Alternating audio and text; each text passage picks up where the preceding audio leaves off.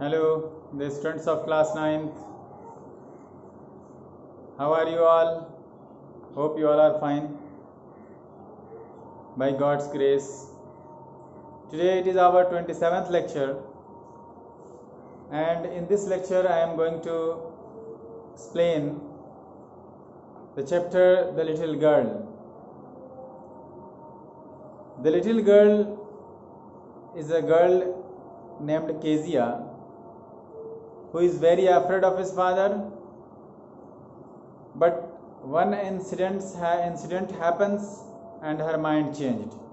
So let us study about her. To the little girl, he was a figure to be feared and avoided. यानी जहाँ तक बात है उस छोटी लड़की का, वो एक ऐसी लड़की थी जो बस डरती थी और फिर अवॉइड होती थी. Every morning before going to work, he came into her room and gave her a casual kiss. हर दिन वो सुबह every morning काम पे जाने से पहले उसके पिताजी आया करते थे उसके रूम में और उसको एक कैजुअल किस नॉर्मल जो है ना उसको जाने के वक्त किस दिया करते थे. To which she responded with goodbye father, जिसको वो जवाब में कहती थी कि goodbye father. And oh, there was a glad sense of relief when she heard the noise of the carriage growing fainter and fainter down the long road. उसके बाद एक उसको ज़बरदस्त सुकून मिलता था, रिलीफ मिलता था जब वो सुनती थी जो गाड़ी जो पापा के उसे गाड़ी जो जाती जाती थी नीचे और वो जब दूर चली जाती थी फेंटर एंड फेंटर रहती थी, धुंधला धुंधला दिखने लगती थी, तो उसको बड़ा सुकून मिलता था कि चलो पापा चले गए, अब सुकून मिला. In the evening when he came home, she stood near the staircase and heard his loud voice in the hall. जब शाम में वो वापस आते थे तो वो खड़ी होकर के सीढ़ियों के पास सुनती थी बड़ी तेज आवाज़ उनकी हॉल में, bring my tea into the drawing room, मेरा चाय लेके आओ मेरे ड्राइंग रूम में. मतलब इस तरह की बातें. hasn't the paper come yet, क्या अभी तक पेपर नहीं आया क्या. उसी तरह से mother go and see if my papers out there, फिर उसके बाद माँ को कहती थी जाओ देखो मेरा क्या बाहर पेपर नहीं आया क्या. and bring me my slippers, और मेरा स्लीपर ला कर. तो इस तरह की बहुत सारी बातें हैं वो बोला करते थे चिल्ला चिल्ला करके. इस तरह से केजिया जो है डरी रहती थी अपने पिताजी से कि पता नहीं कुछ गलती हो जाए और कुछ प्रॉब्लम हो जाए उसको. Kezia, mother would call to her, if you are good girl you can come down and take off father's boot. Kezia को कहती थी उसकी माँ, केजिया अगर तुम अच्छी लड़की हो तो जाओ नीचे और अपने पिताजी के जूतों को निकालो उनके पैर से. Slowly the girl would slip down the stairs, more slowly still across the hall and push open the drawing room door. वो धीरे धीरे जाती थी सीढ़ियों से नीचे, उससे भी धीरे धीरे जब वो हॉल में प्रवेश करती थी और उसको क्रॉस करती थी तो उसके बाद फिर धीरे से जाकर के ड्राइंग रूम जो बैठक रूम था उसका दरवाज़ा खोलती थी. By that time he had his spectacles on and looked at her over them in a way that was terrifying to the little girl. और उसी क्षण वो चश्मा को ऊपर करके उस लड़की की तरफ देखता था. पिताजी इस तरह से देखते थे कि ये लड़की के लिए वो डर का कारण बन जाता था, एकदम डर लगता था इसको. Well Kezia, hurry up and pull off these boots and take them outside. क्या ठीक है केजिया, ये जूते निकालो जल्दी से. Have you been a good girl today? क्या आज तुम एक अच्छी लड़की बनी रही आज. Well Kezia, hurry up. हाँ, I don't know father. वो थोड़ा तुतला करके हकला करके बोलती थी कि मैं नहीं जानती पिताजी.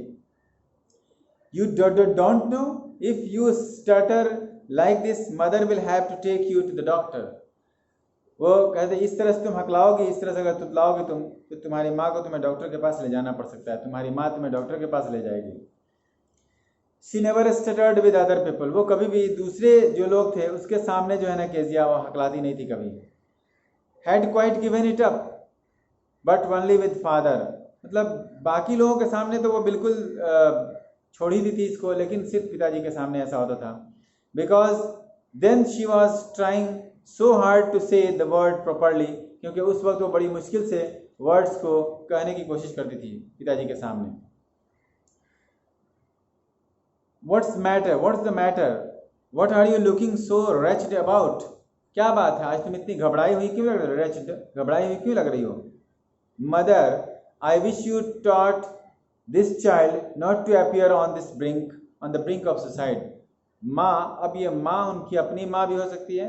माँ कहते हैं कि माँ इसको सिखाइए, इस बच्ची को, ये सुसाइड के कगार पे ना पहुंचे, किनारे पर ना पहुंचे, थोड़ा अच्छे से रहेंगे। Here Kezia, carry my tea cup back to the table carefully. कह रहे सुनो इधर केजिया, ये मेरा जो चाय का कप है इसको वापस सावधानी से लेके जाके टेबल पे रखो। He was so big, his hands and his neck, especially his mouth when he yawned. वो बहुत बड़ा था। पिताजी के बारे में वो कहती है कि बहुत बड़े थे वो, उनका हाथ, उनका गर्दन बहुत बड़ा बड़ा, और स्पेशली उनका मुंह, जब वो चिल्लाते थे, जब वो जमाई लेते तो बहुत ज़्यादा बड़ा दिखता था उनका मुंह। Thinking about him alone was like thinking about a giant. अकेले उनके बारे में जब सोचती थी तो लगता था उनको किसी दानव के बारे में सोच रही हो। ऐसा डर था उसको अपने पिताजी से, इतना डर लगता था बचपन से। On Sunday afternoon, grandmother sent her down to the drawing room to have a nice talk with father and mother. Sunday के दिन शाम को दोपहर के बाद माँ ने उसे भेजा नीचे ड्राइंग रूम में कि जाओ पिताजी से, माताजी से तो अच्छे से बातें करो कुछ। But the little girl always found mother reading and father stretched out on the sofa. लेकिन जब भी जाती वो तो अपने पिताजी को, माताजी को हमेशा पढ़ते हुए पाती और पिताजी को फैले हुए पाती सोफा पे। His handkerchief on his face, और अपने वो रुमाल को अपने फेस पे रख करके वो फैले हुए रहते, सोए हुए रहते। His feet on one of the best cushions, sleeping soundly and snoring. उनका पैर एक बेहतरीन कुशन पे रहता था, एक बहुत सारे कुशन थे वहाँ पे, उसमें से एक पे, और वो सोए हुए होते बहुत गहरी नींद में और खर्राटे लेते हुए होते। Don't stare so, Kezia, you look like a little brown owl. Sorry, he sat on a stool. वो बैठ जाती स्टूल पे। Gravely watched him until he woke and stretched. वो बहुत गंभीरता से उसको देखती जब तक वो जगे नहीं तब तक, पिताजी। And asked the time, then looked at her. तब उसके बाद वो टाइम पूछते उठ करके और तब इसकी तरफ देखते, लड़की की तरफ, केजिया की तरफ, और केजिया की तरफ देख कहते don't stare so Kezia, you look like a little brown owl. इस तरह से मत घूरो केजिया, तुम भूरे उल्लू की तरह दिखती हो।